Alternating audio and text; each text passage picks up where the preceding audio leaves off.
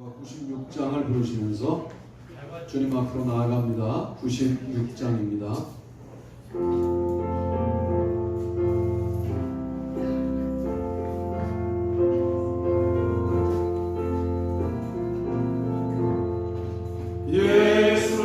예수님은 누구신가?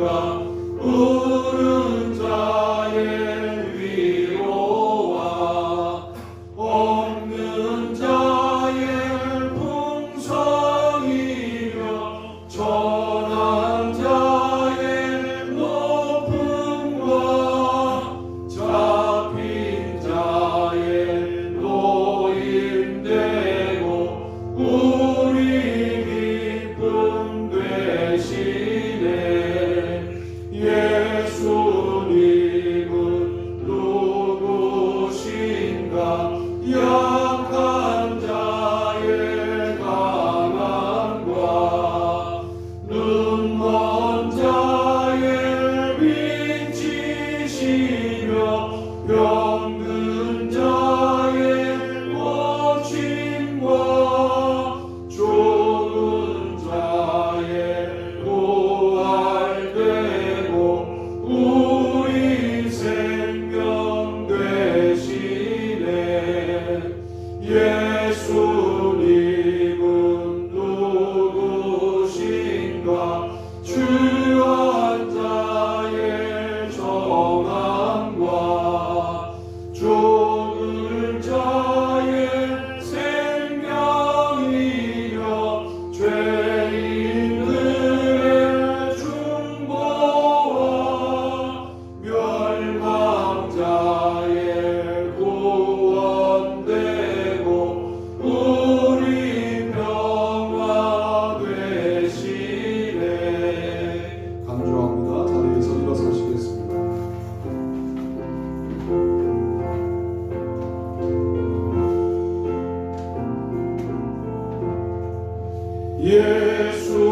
예수님은 누구신가?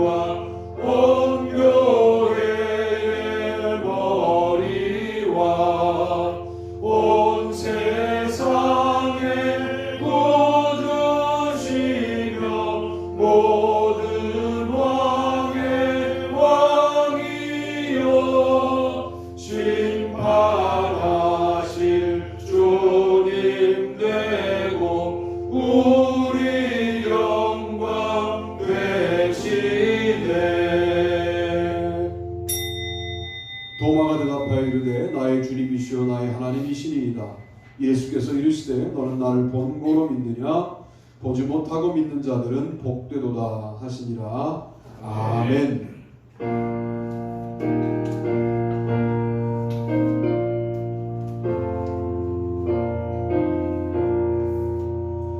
이 천지가 만물들아 복 주시는 주여와 전능 성부 성자 성령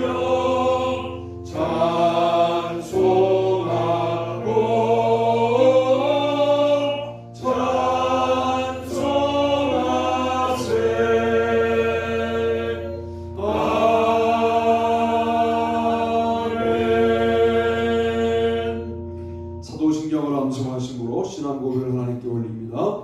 전능하사 천지를 만드신 하나님의 아버지를 내가 믿사오며 그 외아들 우리 주 예수 그리스도를 믿사오니 이는 성령으로 잉태하사 동정녀 마리아에게 나시고 본디오 빌라도에게 고난을 받으사 십자가에 못 박혀 죽으시고 장사 뒤 사흘 만에 죽은 자 가운데서 다시 살아나시며 하늘로 오르사 전능하신 하나님 우편에 앉아 계시다가 저로서 산 자와 죽은 자를 심판하러 오시리라. 성령을 믿사오며 거룩한 공회와 성도가 서로 교통하는 것과 죄를 사하여 주는 것과 몸에 다시 사는 것과 영원히 사는 것을 믿사옵나이다. 아멘. 교도문 73번. 보라 내가 새 하늘과 새 땅을 창조하나니 이전 것은 기억되거나 마음에 생각나지 아니할 것이다. 너희는 내가 창조하는 것으로 말미암아 영원히 기뻐하며 즐거워할지니라. 보라 내가 예루살렘을 즐거운 성으로 창조하며 그 백성을 기쁨으로 삼고 내가 예루살렘을 즐거워하며 나의 백성을 기뻐하리니 우는 소리와 부르짖는 소리가 그 가운데에서 다시는 들리지 아니할 것이며 이리와 어린 양이 함께 먹을 것이며 사자가 소처럼 짚을 먹을 것이며 뱀은 흙을 양식으로 삼을 것이니 나의 성산에서는 배아도 없겠고 상함도 없으리라. 여호와께서 말씀하시니라. 아멘. 다자리에 앉겠습니다. 김민재 권사님 기도 인도하시겠습니다. 기도하시겠습니다. 주님, 어느덧 극심한 무더위가 올라가고 아침 저녁으로 시원한 바람이 부는 계절을 맞이했습니다. 깊어지는 계절만큼 바라옵기는 우리와 주님과의 관계도 더욱 깊어지게 하여 주옵소서. 표면적인 신앙인이 되지 말게 하시고 지식으로만 아는 하나님이 되지 않게 하여 주옵소서. 우리에게 하나님을 깊이 알고자 하는 마음을 허락하여 주옵소서. 하나님의 선하심을 맛보게 하여 주옵소서. 그리하여 우리의 인생 가운데 하나님을 주인으로 모시는 일이 억지로가 아닌 기꺼이 기쁘게 모시게 하여 주옵소서. 주님과의 동행이 기쁨으로 우리의 삶 가운데 이루어지게 하여 주옵소서. 또한 이 과정 가운데 우리의 자아가 깨어지고 우리의 모난 부분이 깎여지는 고통이 있을지라도 우리의 그릇된 마음과 행실이 고쳐져서 하나님 앞에 온전케 되는 일이 있게 하여 주옵소서. 이렇게 성도 한 사람 한 사람이 성전의 모습을 갖춰나가며 이러한 성도들이 모인 이곳에서 천국의 기쁨을 맛보며 주님 안에서 하나 된 영원한 생명의 기쁨을 누리게 하여 주옵소서. 또한 이러한 교회를 통해 지역이 달라지며 주의 복음이 성도들의 삶의 현장 가운데서 전파되어 많은 영혼들이 모여들어 살아계신 하나님을 찬양하게 하여 주옵소서. 또한 이 교회에서 함께하는 다음 세대들을 축복하시고 하나님 안에서 각자의 꿈과 사명을 발견하고 하나님의 일꾼으로 성장하게 하여 주옵소서. 이제 곧 군대에서 제대하는 상혁이 앞길을 인도하시고 동현이와 곧 군대에 갈 동혁이의 군대 생활도 하나님께서 지켜주옵소서. 이제 말씀 전하실 서영석 목사님의 입술을 열어 하나님의 말씀을 선포하게 하시고 이 교회뿐 아니라 감리사의 사명도 잘 감당하게 하여 주옵소서.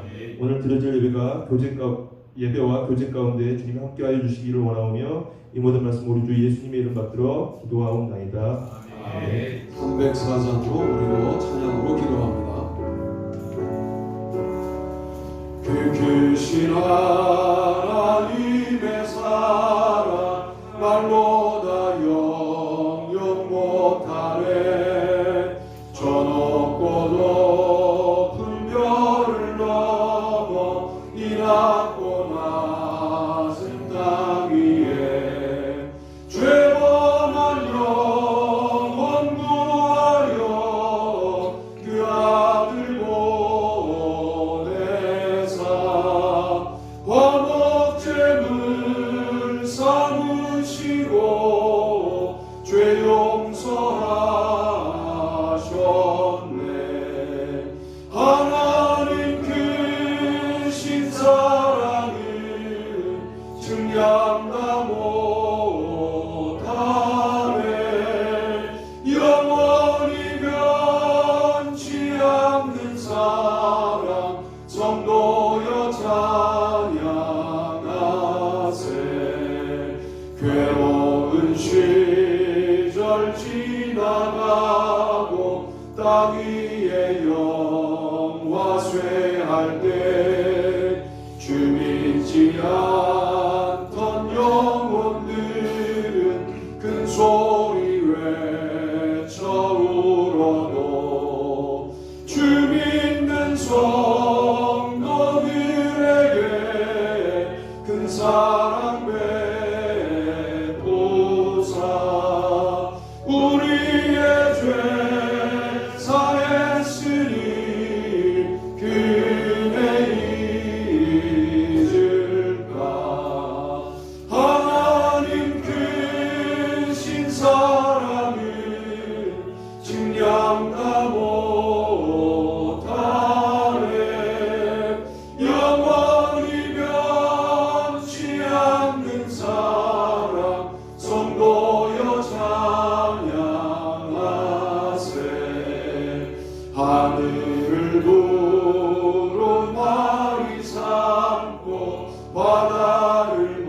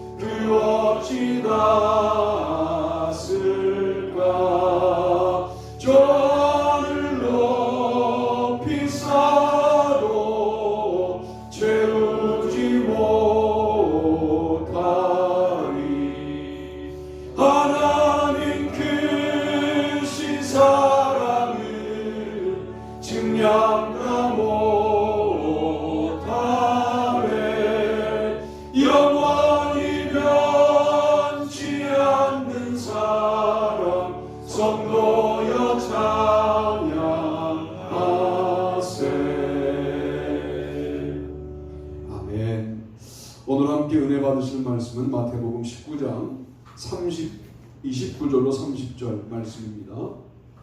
읽습니다. 시작.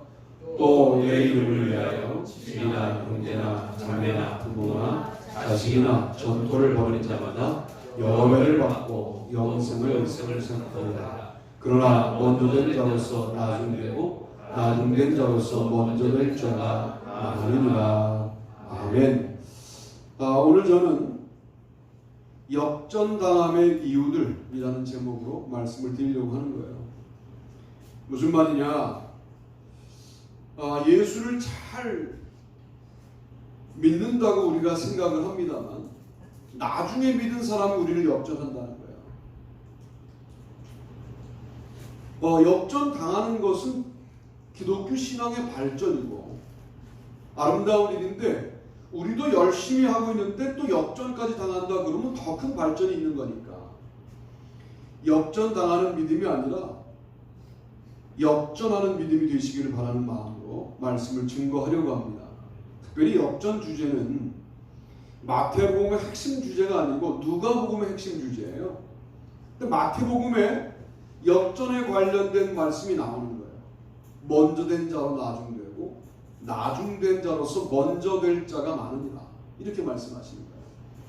그 말씀이 나오는 앞에 배경 본문을 통해서 이 역전당하는 이유가 뭐냐 이렇게 찾아보려고 하는 건데 오늘 우리의 믿음을 돌아보는 귀한 시간이 되시기를 바랍니다.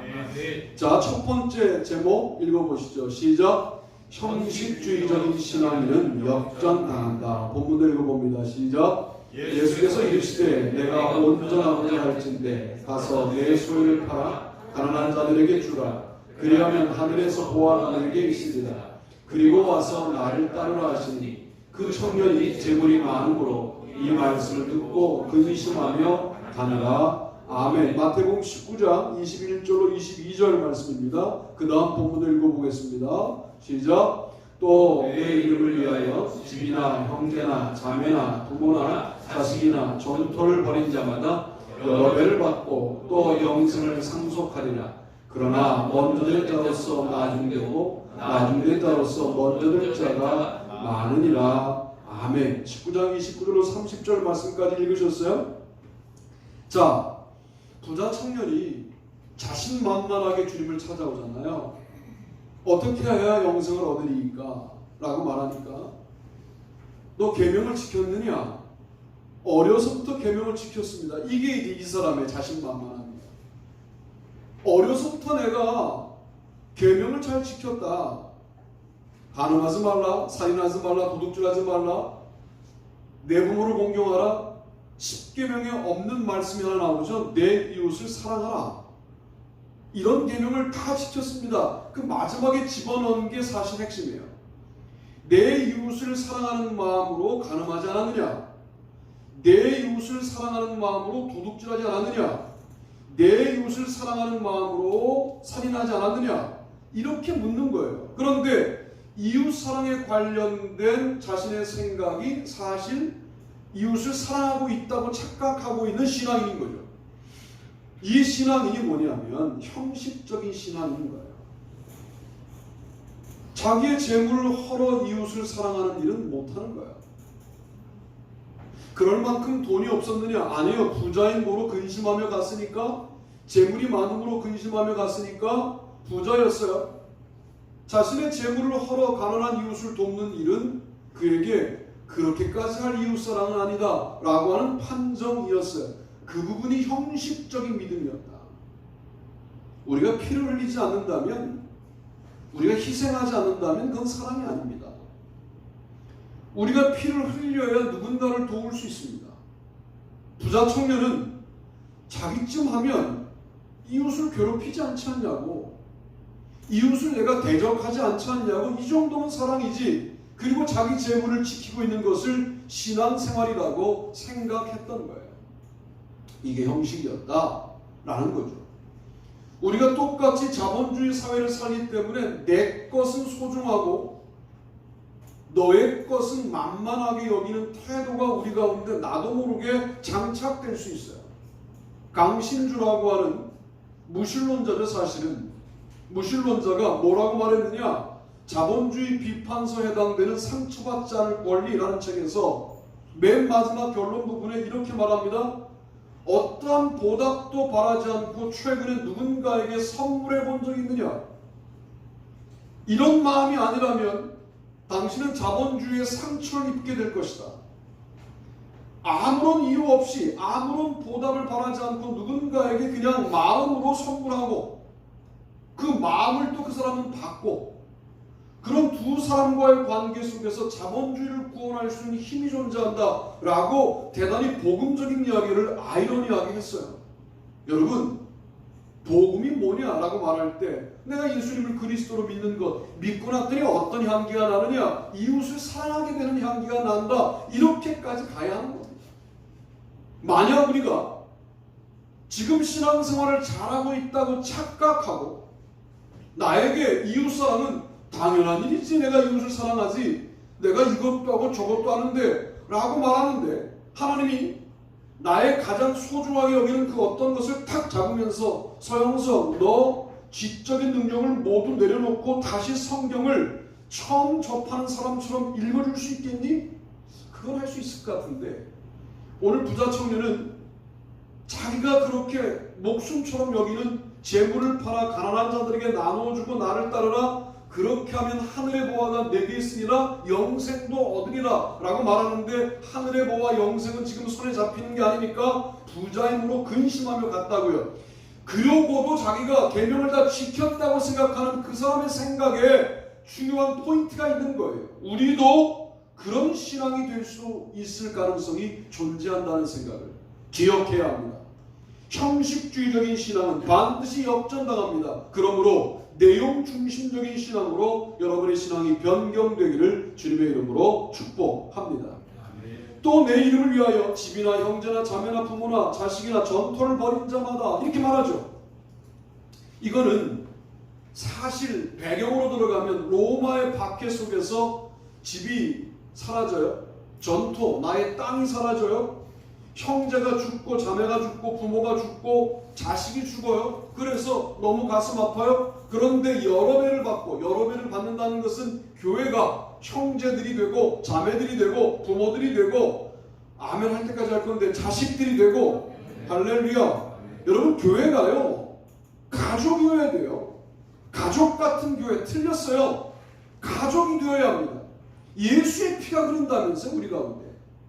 아니, 그 예수의 피는 도대체 얼마나 큰 능력이 있는 피인데, 아니 서영석의 가게에 흐르는 그냥 혈육의 서영석의 피를 못 이긴다. 내 자식이 소중하니까 너 자식은 소중하지 않다고. 여러분, 이런 식의 생각을 갖고 있으니까 세상이 우리를 만만하게 보는 거 아닙니까? 우리 이 교회 안에서는 내 자식 너 자식이 없이 모두가 소중한 아름다운 영적인 관계가 회복되기를 축복합니다. 아멘. 여러분, 그게 믿음이에요. 그게 구원받은 자의 태도예요. 여러분의 삶의 태도가 왜 세상에 가서 영향력이 없느냐? 세상 사람하고 똑같거든요. 수준이 똑같다. 수준이 똑같아요. 내 새끼 귀한 건 세상 사람도 똑같아요. 근데 그 단계에서 못 벗어나는 거예요. 너의 가정의 자식이 더 아프고 힘들고 어렵게 한다면 그 너의 가정이 그리스도 안에서 한 가정이라면 똑같이 아파할 수 있게 달라고 기도하세요. 여러분, 이게 영역이지. 이게 영성이지. 이게 성령 충만이지. 성령 충만은 말이죠, 무슨 감정적인 역사로만 오해하지 마요. 그 은혜가 오고 나니까 이상하게 모두가 사랑스러워져요. 제가 은혜 받았던 중학교 1학년 때를 기억하면 여러분, 길가에 나무도 사랑스러워요. 그러니 안원숙 집사가 얼마나 사랑스러웠겠어요. 초등학교 6학년 때는 그렇게 괴롭혔던 안원숙 집사. 기억나는 이름이 그 이름이었어요. 괴롭혔던 이름. 예. 아, 내가 용서를 구해야 된다 라는 이름들이 막 떠오르더라고요. 은혜 받고 나니까 모든 관계가 새로워지더라고요. 여러분, 은혜를 받으면 내 자신만 귀하다라고 하는 단계가 무너지면서 너 자식과 내 자식의 경계가 무너지고 모두가 자식이 돼요. 그런 교회가 돼야 우리 교회 가운데 아픔이 있는 사람이 와도 어떤 힘을 얻느냐? 어머니들이 생기고 부모들이 생기고 자식들이 생기고 형제들이 생기고 자매들이 생기는 교회가 되지 않겠냐고요. 여러분, 그런 걸 교회라고 말한다. 교회가 되어가는 우리가 되기를 축복합니다. 아멘. 형식주의적인 신앙, 그것은 역전당하는 신앙이에요.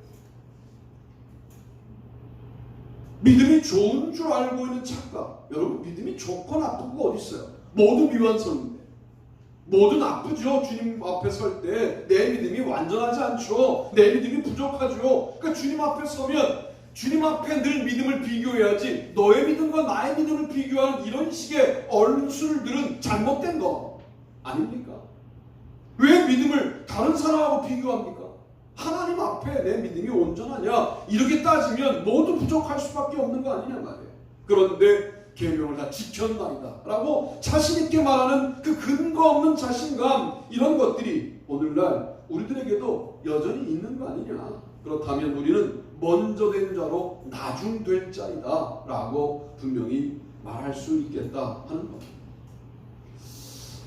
내용 중심적인 신앙 한번 더 고민해 보시고, 박해를 받아도, 박해를 받을 때 그러면 버린 자가 아니라 박해 때문에 잃은 자 아니냐고. 그런데 그 박해를 믿음의 역사로 받아들이면 버린 자가 되는 거예요. 주를 위해서 희생한 자가 되는 거예요. 그런 자들이 영생을 상속하리라 라고 말씀하고 있는 겁니다. 여러분, 먼저 예수를 믿게 된 것 참 큰 축복이지만 우리가 형식으로 그러면 역전당한다 라고 첫 번째 말씀을 드리고요. 두 번째는 이것인데요. 읽어보겠습니다. 시작. 업적주의적인 신앙인은 역전당한다. 받은 후 집주인을 원망하니 나중은 이 사람들은 한 시간밖에 일하지 아니하였거늘 그들을 종일 수고하며 더위를 견딘 우리와 같게 하였나이다. 주인이 그 중에 한 사람에게 대답하는데, 친구여, 내가 내게 잘못한 것이 없더라. 내가 나와 한 데나리온의 약속을 하지 아니하였느냐? 내 것이나 가지고 가라. 나중은 이 사람에게 너와 같이 주는 것이 내 뜻이니라. 내 것을 가지고 내 뜻대로 할 것이 아니냐? 내가 선함으로 내가 악하게 보느냐? 이와 같이 나중된 자로서 먼저 되고 먼저 된 자로서 나중되리라. 아멘. 마태복음 20장 11절로 16절 다소 긴 구절을 읽으셨습니다만, 이것은 포도원 일꾼의 비유 혹은 포도원 주인의 비유 라고 말하는 그 비유이지 않습니까? 포도원을 만들어 놓고 포도원은 이윤을 내겠다라고 하는 관심보다는 일이 없는 자들에게 일을 주겠다는 관심으로 포도원을 만들어요. 그러니까 포도원 자체가 그런 의도를 갖고 만들어져요. 그런데 아침 일찍 갔더니 놀고 있는 사람들이 있어서 일거리를 줬어요. 그들은 하루 종일 일했죠. 근데 문 닫기 1시간 전쯤에 가보니까 그 시간까지 일이 없어서 놀고 있는 사람들이 있어서 너도 1시간이지만 들어와서 나의 포도원에서 일해라, 이렇게 된 거예요. 모두에게 하나님께서는, 포도원 주인이신 하나님께서는 한 데나리온을 약속했어요. 그리고는 사람의 비교 심리를 아시는 거예요. 상대적 우월주의를 아시는 거예요. 나중 온 사람에게 한 데나리온을 먼저 온 사람이 보는 앞에 주는 겁니다. 그러자 약속한 게 한 데나리온이었다는 사실을 잊어버려요. 그리고 종일 수고한 자기의 수고가 보이기 시작해요. 이게 공로와 업적주의입니다.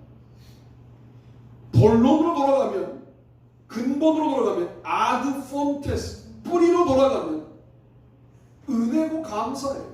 만약 그때 내가 그 주인을 만나지 않았으면 오늘 우리 집은 굶어야 되는데, 그 주인을 만났기 때문에 우리 가족들이 뭘 먹을 수 있게 되었다. 야, 저 사람이 한 대를 받는 것도 저 사람도 가족을 먹여 살려야 되는 거 아니냐, 이렇게 봐야 되는데 나의 수고가 보이는 거거든요. 나의 업적이 보이는 거예요. 내가 어떻게 했는데 이런 게 보이는 거예요. 나는 가끔 그런 이야기를 들을 때 참 속상하더라고요. 서울에 있는 교회에서 제가 일할 때, 아니 교육자 회의 때 그러시더라고요. 똑같은 풀을 먹는다고 모두 우유를 내는 게 아니다. 목사의 아들들은 우유를 내지만 목사들 중에 목사의 아들들이 아닌 사람들은 독을 낼 수도 있다, 이렇게 말씀하셨어요. 정확하게 그냥 워딩을 말하면. 저는 목사님의 아들이 아니거든요. 독을 내는 거죠. 이게 뭐 교육자회에서 할 말은 아닌 것 같은데. 여러분, 무슨 대단한 공로와 업적이 있는 것처럼 우리가 하고 있는 사역을 설명하는 거, 그거 못된 믿음입니다. 여러분 아니어도 돼요. 하나님이 꼭 여러분을 붙들고 일하신다? 아니어도 됩니다. 서영석 목사가 아니어도 돼요. 뭘 예수사랑교회 서영석 목사가 안 되면 안 되나? 안 해요. 다른 목사가 오면 더 잘할 수도 있어. 하나님의 계획은 저에게만 있는 게 아니에요. 이 순간 나에게 막혔기 때문에 제가 최선을 다하는 것이지 무슨 뭐 많이면 안 된다. 여러분 그때부터 공로와 업적주의가 들어가는 거 아닙니까? 주인의식을 가지라는 말인데 주인 되지는 말아야 된다 말이에요. 주인의식을 갖는 건 중요해요. 교회 갖고서 여러분 사랑하는 마음으로 바라보시면 뭘 하고 싶은 일들이 보이잖아요. 그런데 주인 되지는 말아야 된다 그 말이에요. 우리 교회가 뭐 더 크게 부흥하면 제가 개척한 목사니까 주인 되려고 할지 몰라요. 그때 여러분 이 설교를 들이미셔야죠. 주인 의식은 갖되 주인 되지 말라고 그러지 않았냐고. 왜 그러냐고 도대체. 정신 차리라고. 우리 서로 그렇게 이야기할 수 있어요. 우리가 주인이 아니에요. 포도원 주인은 따로 계세요. 포도원을 만든 분이 따로 계세요. 그분은 사랑의 주님이시고 정의의 주님이세요. 약속한 걸 지켜요. 정의로운 분이죠.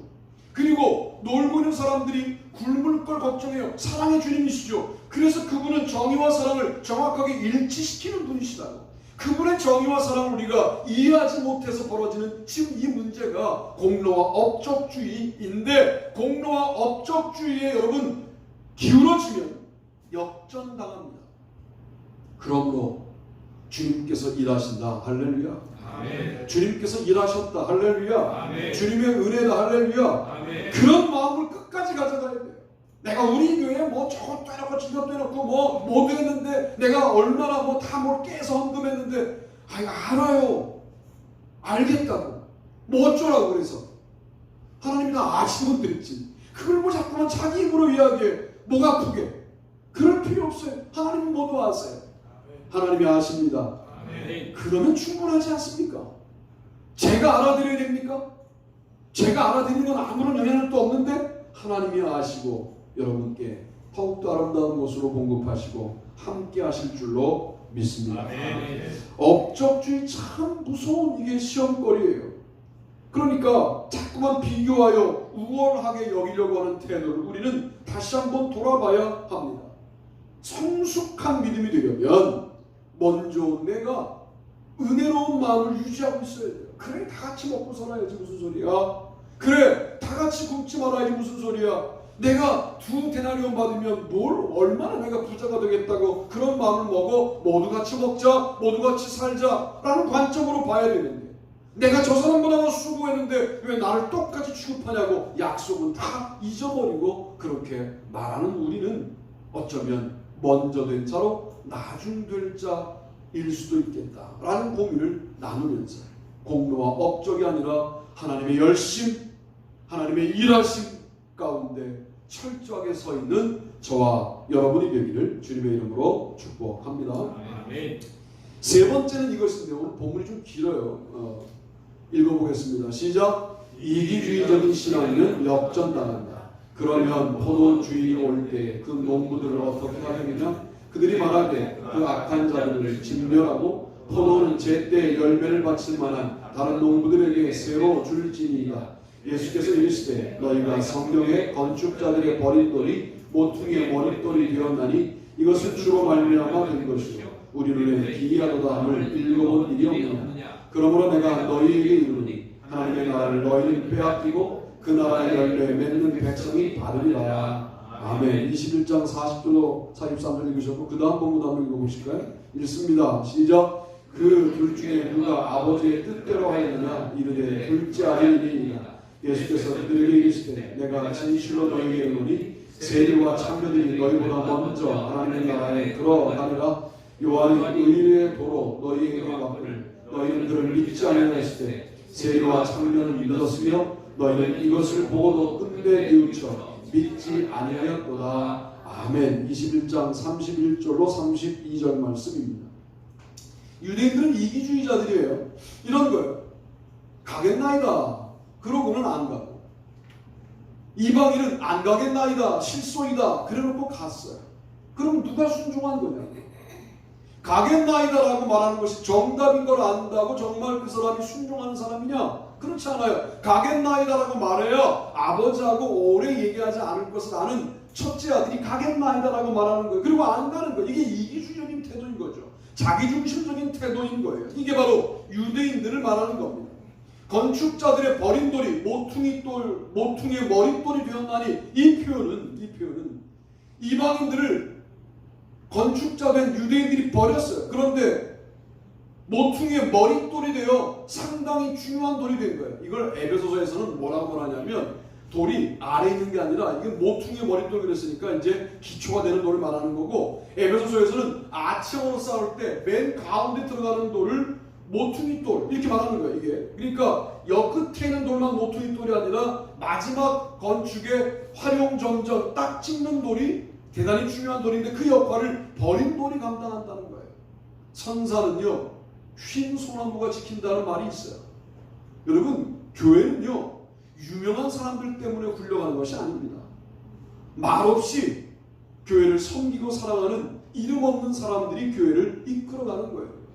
여러분, 그러므로 이기주의적으로 내가 아니면 안 돼 라는 생각, 이런 생각들을 버려야 되고, 나는 완벽해, 나는 이방인과 달라, 이런 생각들을 버려야 합니다. 이기주의는 사실 이것은 신앙과 완전히 배치가 되는 그런 것인데 이것 하나 넘어서기가 너무 어려워요.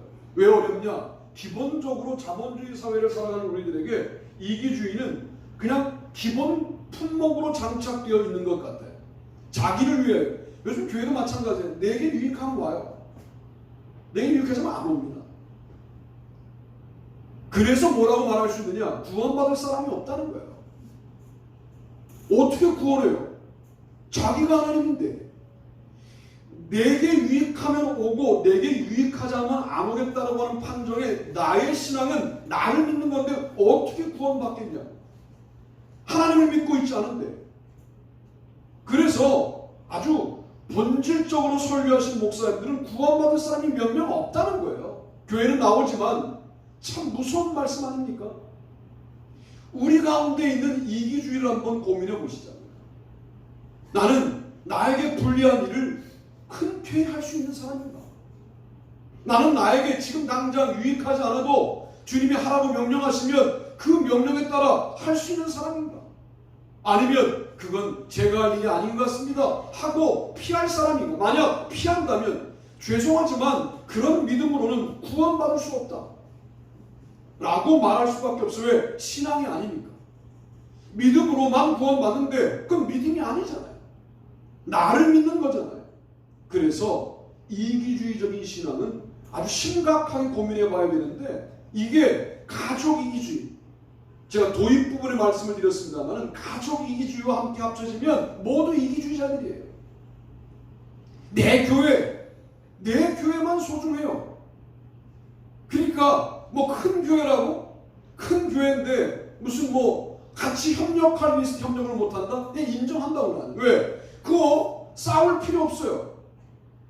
그 정도 수준이라면 싸울 필요 없어요. 그냥 인정한다고. 그러나 그거 집단 이기주의 아닙니까? 왜 우리가 텐트라도 교회를 짓겠다는 생각을 해요? 그 뭐 여름 겨울 집회해야 되는데 앞으로 그럼 맨날 빌려서 할 수가 없잖아요. 그렇다면 한번 해보겠다 내가. 뭐로? 단층으로. 뭐 지하 파느라고 비싼 거지 단층으로는 비싸지도 않아요. 단층으로 그냥 텐트로 주면 한 평에 100만 원 잘 질 수 있어요. 까짓 거 뭐. 이사 갈 돈이면 진다. 그런 마음이 드는 거죠. 100평 접어야 얼마예요? 1억이잖아요.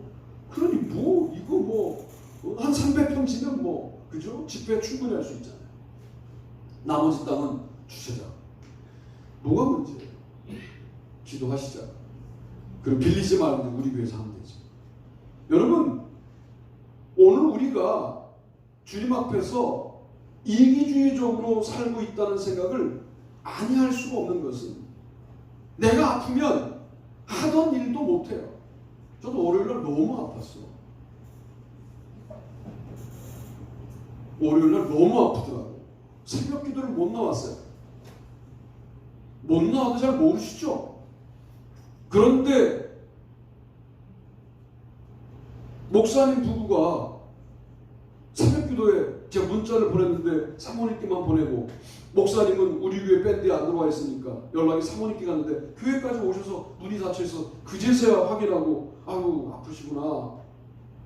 내가 아프다고 올렸거든요. 오늘은 죽을 것 같아서 내가 못 가겠다. 위로 메시지가 한 통도 안 오더라고. 뭐 이 교회 같지 않아 정말. 목사가 아프다는데 새벽기도를 못 가겠다고 줌으로 하겠다는데 이게 여러분들은 관심의 영역이 아니야. 우리는 오늘 만나면 다시 주일날 만날까지 아무런 관심이 없어. 이게 무슨 교회냐? 교회가 돼야 합니다. 예, 뭐 막 피가 미치고 막 피떡이 나고 막 그랬어요. 갔더니 왜 이제 왔냐고 그래서 약 먹고 이제는 이제 안정적으로 밖에서 오늘 좀 설교하고 있는 거예요. 식은땀이 나잖아 지금. 여러분, 그러니까 이 자리에 한번 선다는 게 얼마나 어려운 일인지 몰라요. 못 속에 만들려고 사탄이 이모저모로 역사하고요. 참 이게 이 자리 하나 지킨다는 것이 만만한 일이 아니구나 그런 생각을 한 주일 내내 하게 되었어요. 지방의 어느 교회는 뭐 누가 또 죽고 사는 문제 때문에 또 기도를 부탁해서 그 기도도 하고 있는데 나도 죽겠어.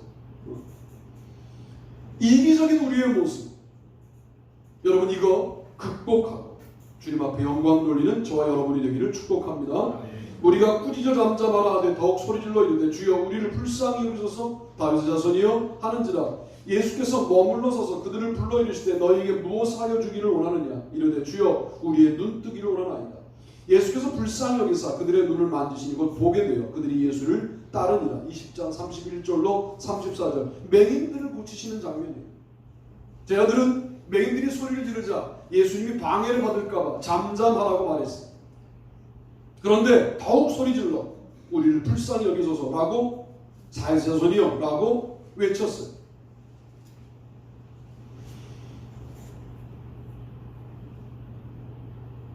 이기주의 그러면 이렇게 생각해요. 내가 이기적으로 안 살면 이기주의자가 아니라고 판단해요. 그것도 이기적인 판단이에요.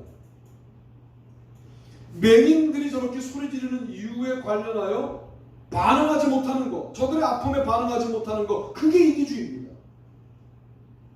어려움 당하는 사람들의 어려움에 우리가 더 이상 가슴 아프지 않은 거, 이게 이기주의지. 세상이 말하는 이기적인 행동, 그건 세상적인 거고 우리는 더 한 단계 나가야죠. 다른 사람의 필요에 대하여 내가 반응하지 못한다, 그게 이기주의죠. 다른 사람의 요구에 대하여 내가 반응하기가 피곤하다, 이게 이기주의적으로 바뀐 거예요.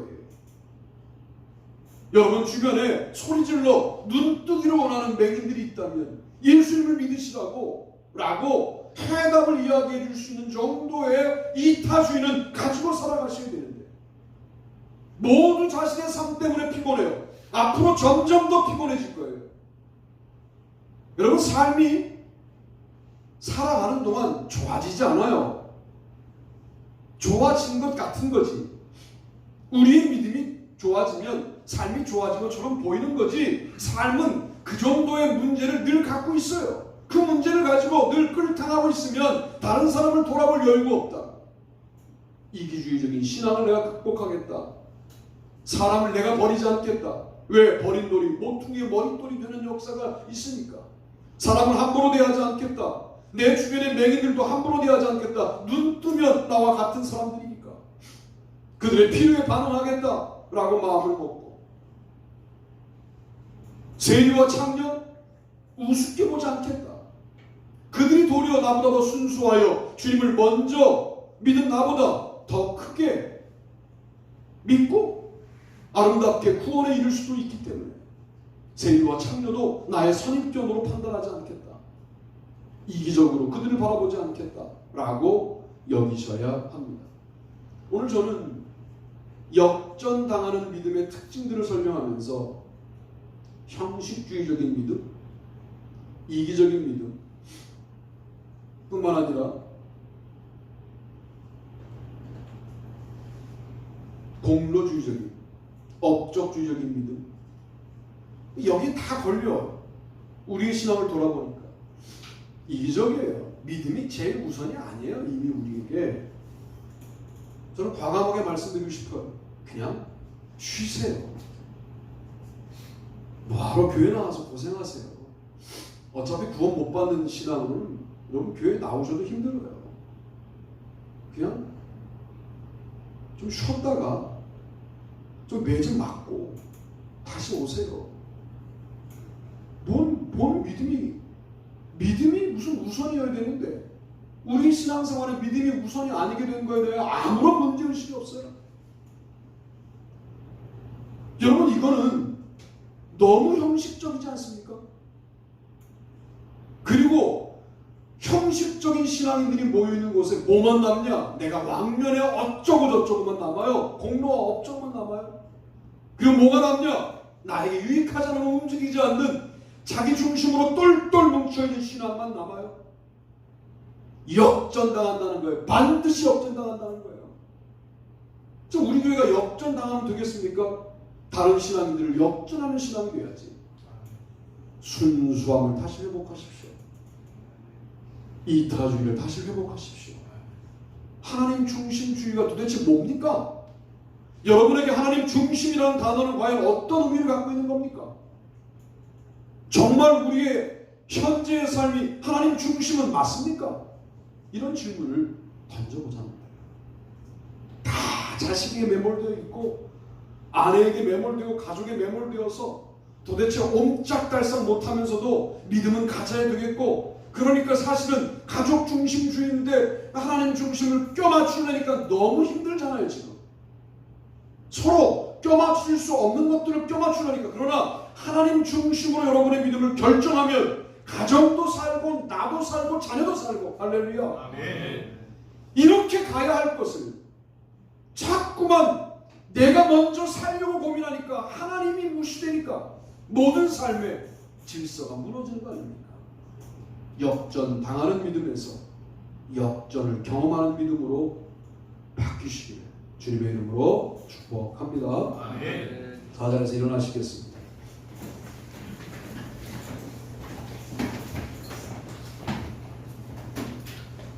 보험성가 나는 예배자입니다 찬양하고 제가 축도함으로 예배를 마치겠습니다.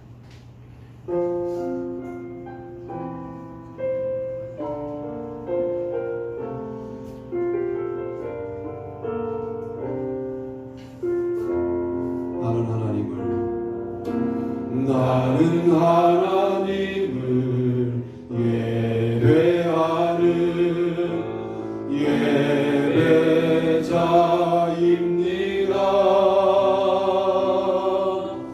내가 서 있는 곳 어디서나 하나님을 예배합니다. 내 영혼 거룩한 은혜를 향하여 내 마음 완전한 하나님 향하여 이곳에서 바로 이 시간 하나님을 예배합니다. 한 번 더 합니다. 나는 하나님을 예배하는 예배자입니다.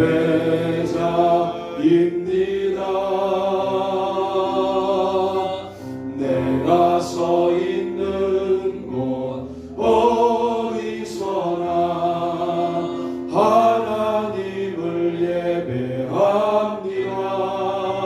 거룩한 은혜를 향하여 내 마음 완전한 하나님 향하여 이곳에서 바로 이 시간 하나님을 예배합니다.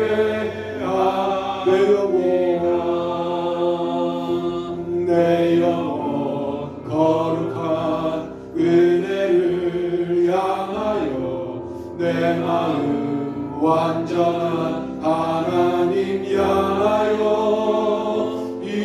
이곳에서 바로 이 시간 하나님을 예배. 마지막으로 내 영혼 거룩한 은혜를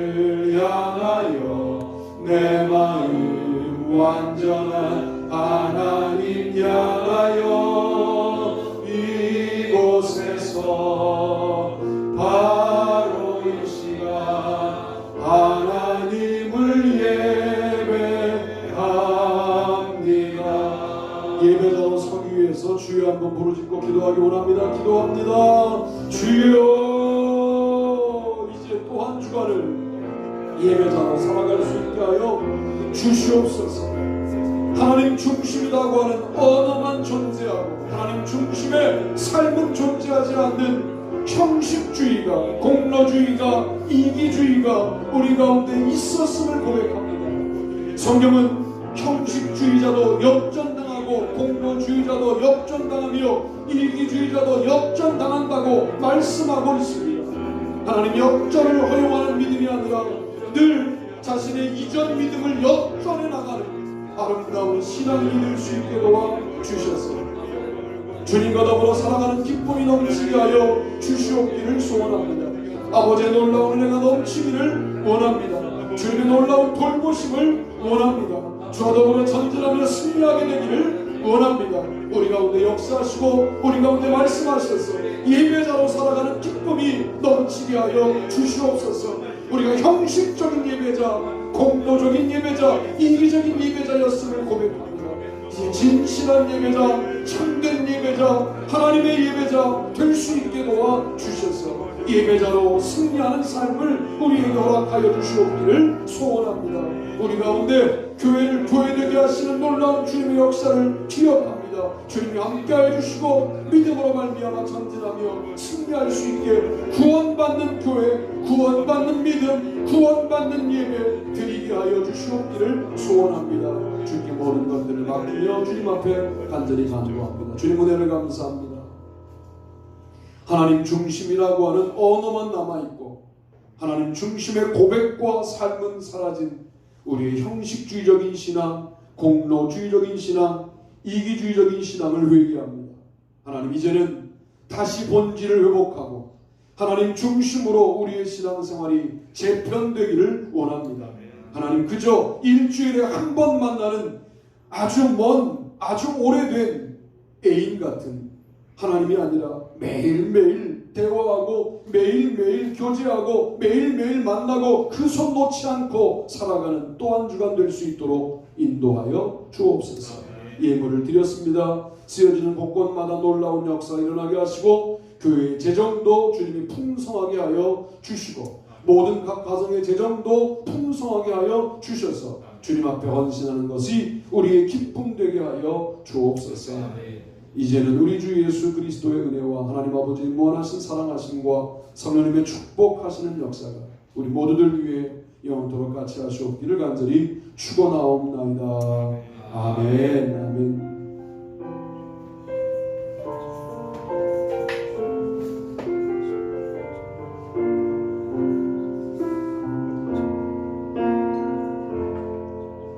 한 주간 동안 승리합시다. 인사하고 앉으시면 제가 광고합니다. 9월은 봉사의 달이고요. 한 달 동안 여러분 서로 봉사하는 수준 높은 신앙이 되기를 바라고요. 다음 주에 뵙게 되면 조학기 장로님이십니다. 예배 후 간단하게 임원회 하겠습니다. 중부연의 목회자 세미나가 월요일부터 있는데 저는 수요일 목요일만 갈 거예요. 네. 월요일은 신방 가야 되고 화요일은 뭐지? 화요일은 뭐가 있어요. 화요일은 뭐가 있고 수요일날 연대 오전 강의 마치고 연대 오전 강의 마치자마자 제가 이제 출발해서 가는 걸로 그렇게 하겠습니다. 24년 1월 2일부터 4일 프리즘 선교의 겨울 청소년 집회 위에 기도해 주시고 일단은 우리 교회로 되어 있어요. 장소가 바뀌면 또 공지해 드릴게요. 이번 주도 마태복음 계속 한 장씩 읽어나가고 있습니다. 같이 말씀을 읽고 새벽에 은혜를 나누고 보내드리는 설교를 그냥 클릭해서 넘기지 말고 10몇 분 들으세요. 운전하다 들으셔도 되고 들으시면 좋겠습니다. 강유나 안효미, 유현지, 김희진, 문혜리 학생을 위해서 기도해 주시고 대학 입시 오는 친구들입니다. 군에 가 있는 장동현, 오늘 온 조상혁, 그죠? 네. 이제 다음 주만 못 오고 그 다음 주도 계속 이제 온대요. 너무 감사하게 생각하고 군생활 건강하게 마치고 돌아왔는데 어디죠? 나갔네 벌써. 축도 많지만 나갔어요. 나갔지만 박수 한번 칩시다. 지금 벌써 인도에 가 있어요. 동혁이하고 김선희 집사님이 66일 동안 인도에 가 있는데요. 인도가 그리 안전한 곳은 아닌 줄 알고 있어요. 기도가 필요하고 안전하게 또 잘 배우고 돌아올 수 있도록 해주시면 좋겠습니다. 다른 방법 있으신가요? 없으시죠? 집사님까지만 남으시고 나가시면 바로 우리 임원